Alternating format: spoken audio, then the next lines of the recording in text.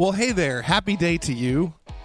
Thanks for taking a minute to tune in to this episode of the Threads podcast, Life Unfiltered.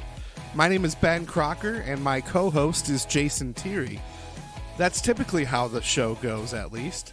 Today, though, you have the treat of listening to Jason do a show with his sister. And what's really funny is his sister has the same name as his wife. However, they are spelled differently.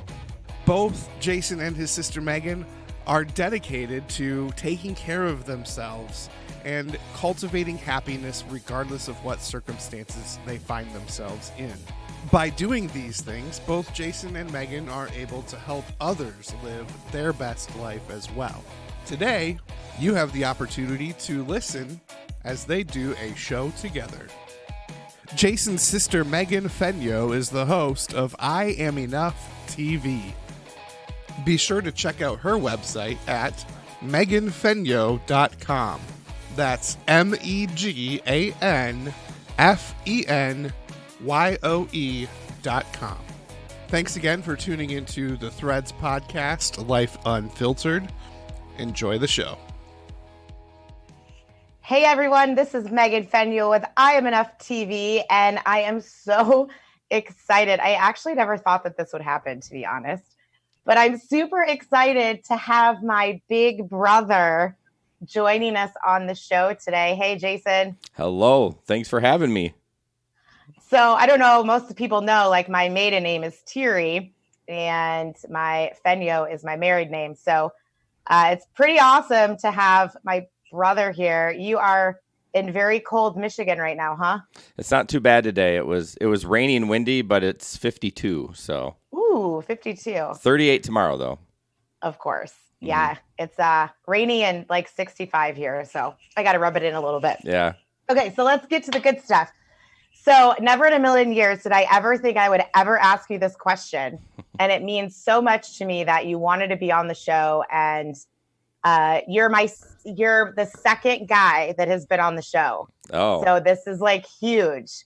So Jason, what does it mean for you to be enough? Yeah, I've followed you with this movement, and it's been really cool to see the traction that you're gaining. And I thought about this today because, like, this is the main question you were going to ask, and and before we started, I'm like, what does that even mean? And you're like, it just means whatever you want it to mean. And that's really good, because I was struggling with what that means. And with me, I think I'm enough because of what I've come from, of the abuse growing up, and then, the abuse in the first marriage, and just those kind of things. And I think I just have come so far in, I hate to say recovery, my journey. There we go. And so I just think that I've finally gotten to the point where I can say, this is who I am. Not take it or leave it, but like, I'm a good person. I have done great things, and I'm a good dad, and I'm a good husband, and those kind of things. So that's kind of what that means to me when I am enough. I don't really have to prove myself to anyone anymore. I love it. And you're a good brother. You forgot that one too. A little bit. Well, sometimes I'm a good sister and you're a good brother sometimes. Yeah. But no, that's absolutely perfect, because I think a lot of people think that there's a wrong way to believe that, and there's really not. It's like whatever you feel true for yourself. So great job. You rocked that one. So it's funny because I've actually never said the word abuse in all of my speaking and everything in regards to our childhood. I always just talk about dysfunctional family. Oh. So, because I think there's some respect there for mom and dad in a way, but we did grow up in a very dysfunctional, abusive family. Yeah. And you obviously, I think, got it the worst because you were the oldest and the only boy. Yep. So share with us a little bit about, and then of course the marriage. That's a whole nother drama story. It was just emotional in that one, no physical in that one. Yeah. So, and I know, and I honestly think that it is recovery. Like, I think both you and I have been in recovery from stuff from childhood throughout our life to today even. So talk a little bit about, because this is huge being a guy and sharing this type of information and this type of story. So share as much as you want, or kind of how you moved from each one of those stages, from childhood to your first marriage to kind of having this amazing wife, Megan, now, and then, my two beautiful nephews and my beautiful niece. So share a little bit about what that journey looked like. Yeah, I mean, it's kind of a blur between when I was young till maybe mid-20s, but I was just not anywhere near being a functional adult till almost mid-20s or late 20s, and I met Megan, and we have, and your maiden name, is that the right term for it? Yeah. It's Thierry. So there's like two Megan Thierrys. So like when I'm talking to people, I have to say like, well, I'm talking to Dad, I'm like wife Megan, sister Megan. Like I have to say that every time. They're spelled different, but when you say it, no, I met her, and she is amazing, and she kind of scooped me up and said, I don't think she said it out loud, but like her role is going to be, I'm going to take care of you while you battle through this. And over the years, I've gone to therapy, and I go to therapy every 2 weeks, and it's just so nice. I still have issues. Like I still have issues, but from what I was at 25 and 43, it's just like I'm a totally different person, and it's been tough. It's been tough, and so yeah, that's kind of where I'm at, and part of that growth or that I'm working on is I started a podcast, and it's called Threads Life Unfiltered, and we talk about a lot of mental health. Our kind of joke going in when we talk to people is we peer pressure people to go to therapy. So yes. I mean, and then our hashtag is healthy people go to therapy. So I mean, it's just kind of one of those things. Like I've been so transformed by finding the right therapist that I'm just I just can't stop talking about it. So.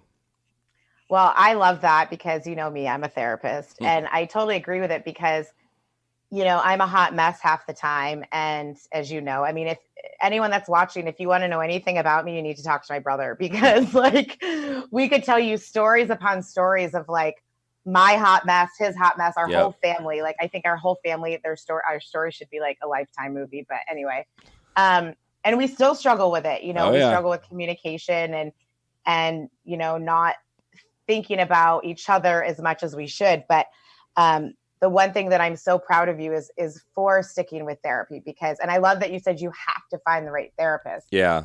Because I think a lot of people think, oh, you go to therapy and you don't mesh with the first therapist, so it's not going to work for me. And I would be lost without my therapist. Let me tell you, I would be completely lost. So I love that. So talk a little bit about what the podcast, because you have 2 of them. Yeah, I have 2. The other one is super funny. And because I know I have a lot of Michigan people that watch the show and listen to the podcast. And that one is Rideshare GR, right? No, it's GR Rideshare Adventures. Yeah. Okay. So talk about that one first, because I think that one's the more funny one. And that was your first one. I don't think anyone will want to listen to that one unless you're a driver. So, I mean, I'll briefly talk about it. No, that one's grown really well. We have kind of such a niche in that podcast world because, it's only for rideshare drivers. So there's not a lot of rideshare podcasts out there. So that one's been successful. It's kind of fun. We call ourselves an infotainment company. So, wow. Yeah. So we say we give you information, we give you tips, but we also are cracking jokes and watching funny, people be dumb and as a rideshare driver and stuff like that. So that one's GR Rideshare Adventures. If you are out there listening and you are a rideshare driver, check it out. We'd love to have you. So, and then the second one is Threads. It's Ben, my co-host Ben from the Rideshare podcast. We kind of became friends and outside of the podcast. And so that's what we do. We sit down every other week. We're kind of going to go once a week. But, yeah, we interview people. We talk about just life unfiltered, the Facebook fake, and all that other stuff, and just how frustrating it can be when you see people that are posting on Facebook. And it's like, that doesn't seem right. Like, that seems a little too polished. And so we just kind of talk about our lives. And, Ben's got a great story. I got a great story. And we interview people. We've had 2 transgender persons on our podcast, which was very cool. Awesome. We've had somebody that started a podcast about dealing with grief of a death of a child. And there was no podcast for that. So she started one.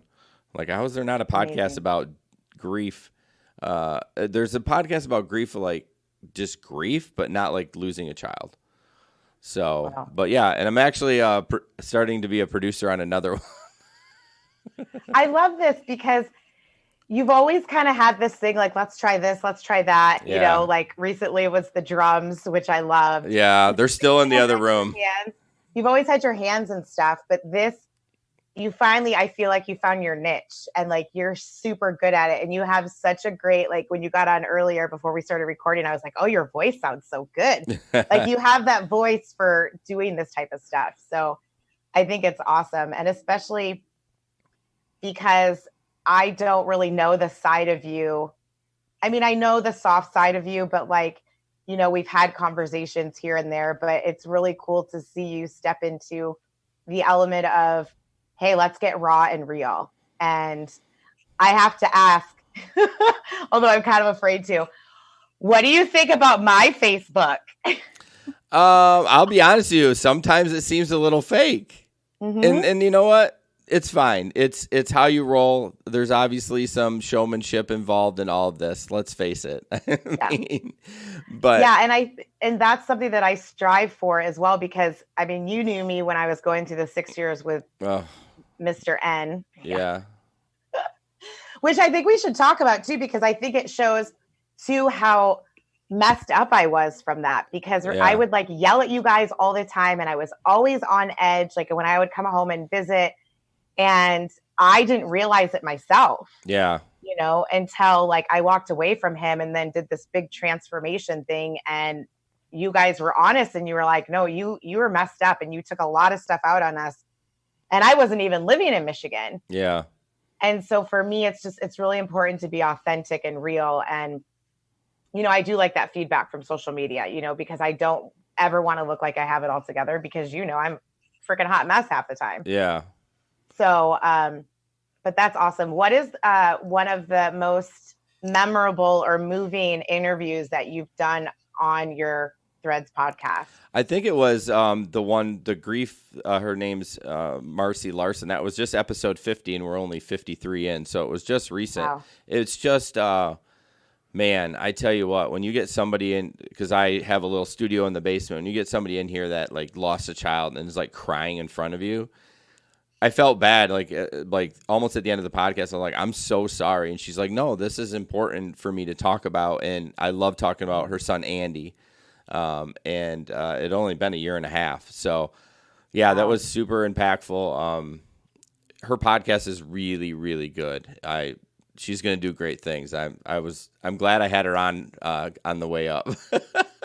Yeah, definitely. I think it's so true, because what I learned, and I'm sure you have too, that the more you're vulnerable to share the good, the bad, and the ugly, then like the toxic people and the toxic things leave your life and the right things and the right people come to you, because you're able to open up. That's because people want to hear what we have to say and people want to know that we're human and that we don't have it all together.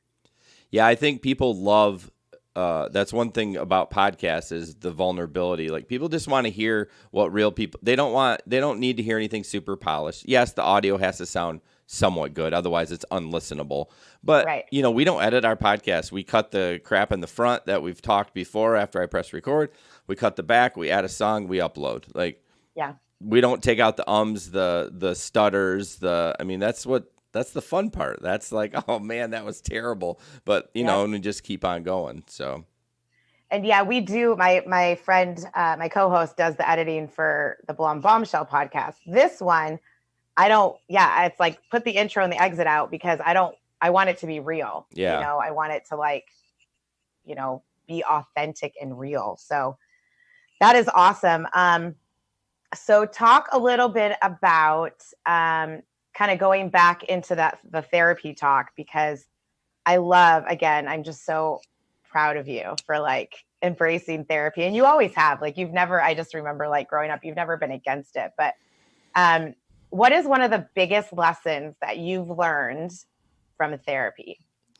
I don't really have one takeaway. What I find is I'm like, oh, I'm going to therapy. I got nothing to talk about. I'm good. Yes.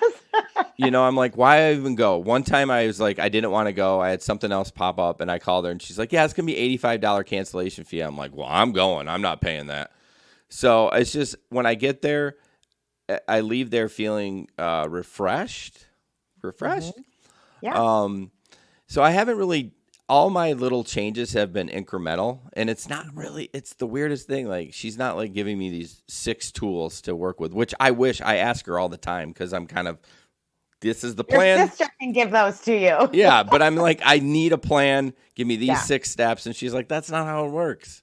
Like, I can give you a thing to work on. So the one thing I am struggling with now, though, is I'm finding all these little things that are just kind of coming up that aren't terrible, but it's something that it's causing a problem, like a little issue here and a little issue there. So I did start EMDR. Do you know what that is? Ooh, yes. About 3 months ago, and then I quit.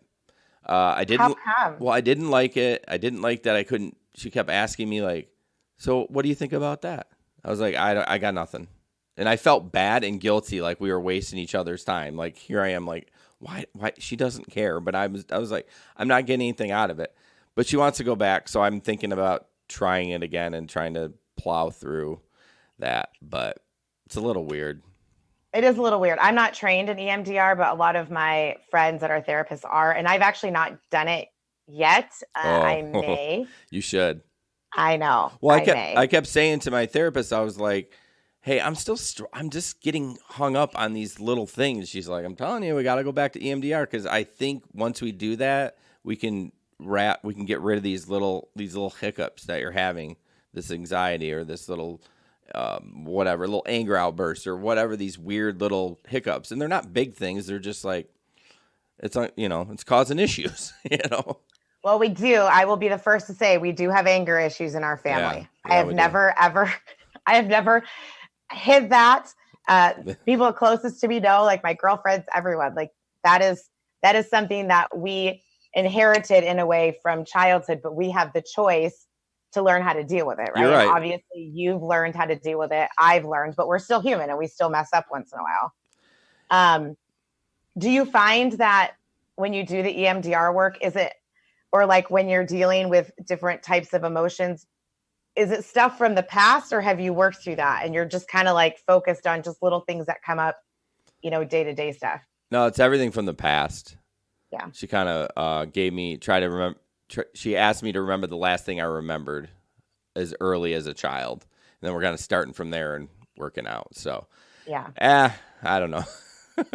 I mean, it's hard. I'm open to all that alternative stuff. Like I love alternative medicine. Like I'm a CBD oil guy. I'm an essential oils guy. I'll take prescriptions if I need to, but I would rather not. And so I'm open to all that. So I'm surprised it's a control thing, right? You have to let go. You have to let go of your control of controlling your thoughts. And that's kind of hard. Look at you, all therapists like. I know.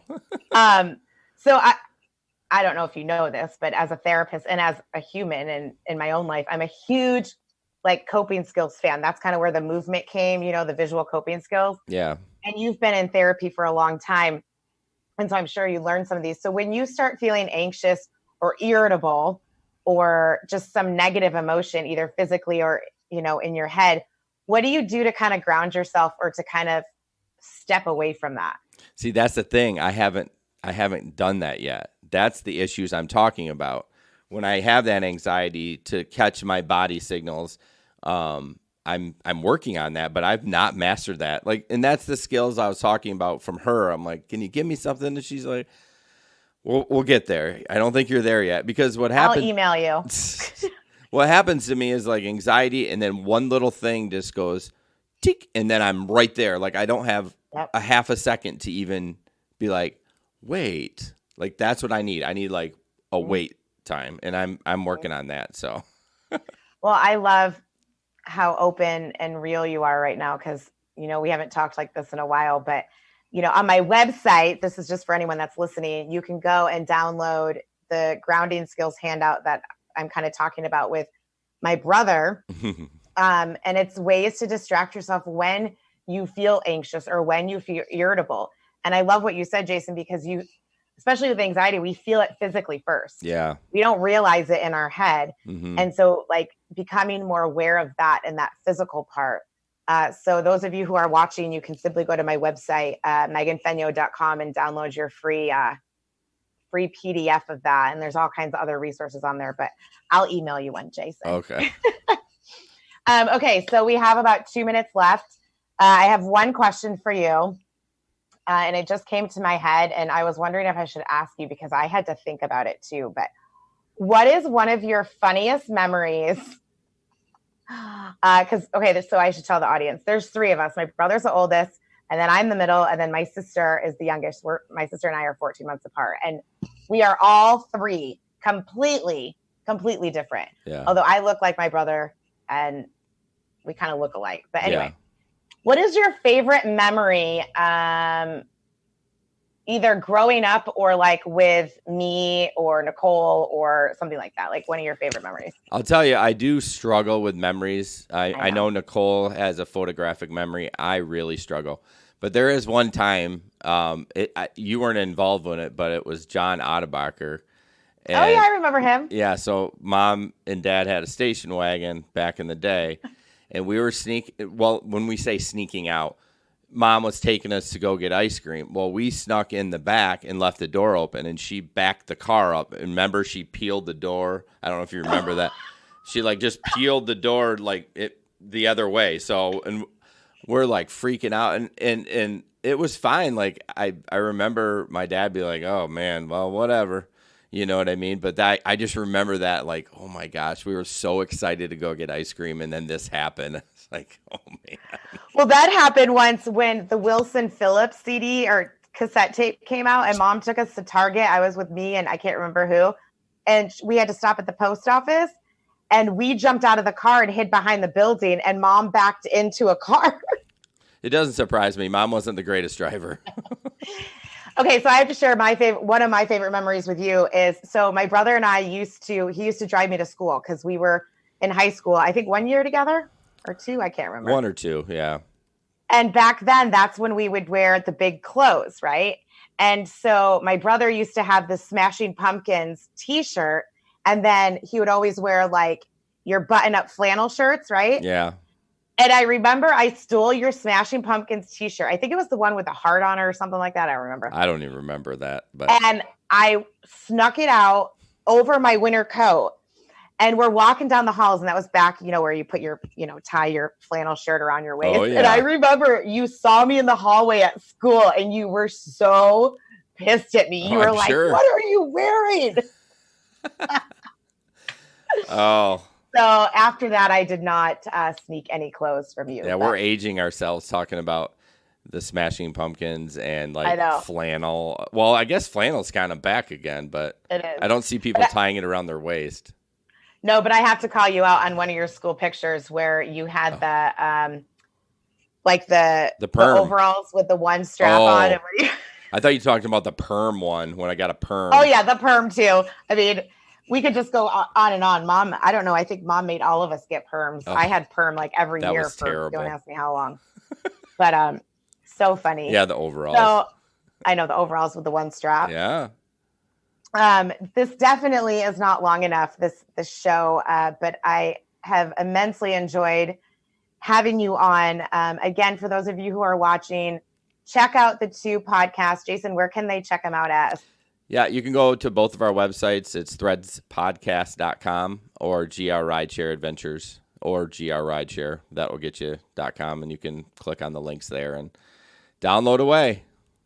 Awesome. So yes, I will have all of this in the show notes as well. Thank you so much, Big Brother, for believing in what I'm doing and being vulnerable today to be on the show and share your heart. It means everything to me. Yeah, thanks for having me. I appreciate it. Thank you. All right. And I always end the show with my favorite quote, which is this: you are enough just as you are, regardless of whatever season you're in. And the more you celebrate and focus on that, the more you will live in your strength. Thank you again for tuning in to the Threads podcast, Life Unfiltered. What an awesome episode this was, to hear Jason have a heart-to-heart with his sister. We look forward to having you join us again in the future. And until then, have a great whatever.